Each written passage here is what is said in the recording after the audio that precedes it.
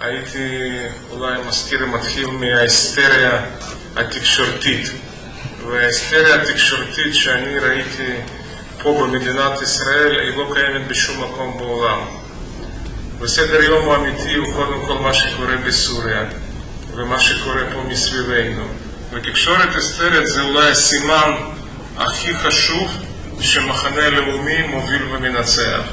אבל אני רוצה לשמוע אחד מאלו שכל כך ממהרים לגנות אותם. אני רוצה לשמוע יושב ראש קדימה, יושבת ראש התנועה, יושבת ראש מפלגת עבודה, שיגידו שהם לא יבנו לא בירושלים ולא במעלה אדומים ולא בגבעת זאב ולא בגוש עציון. האם יש מישהו שיגיד שהוא לא יבנה שם?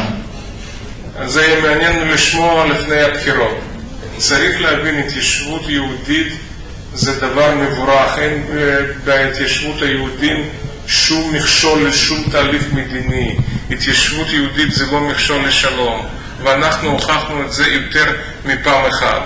ואם מישהו משלה את עצמו שתהיה חזרה מהחלטות שקיבלנו, בלי אשליות, קיבלנו החלטות, נלך איתם עד הסוף. אני חושב שכולם מבינים, להפך, כולם רק מתכנסים תחת כנפיו של המחנה הלאומי בערב כל האיומים האלו ומתקפות.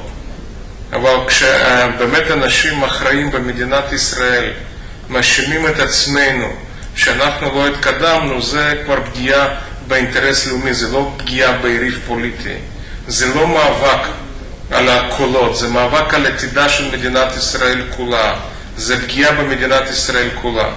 אבל בסופו של דבר אנחנו צריכים לחזור לכאן ולנחות על קרקע מציאות.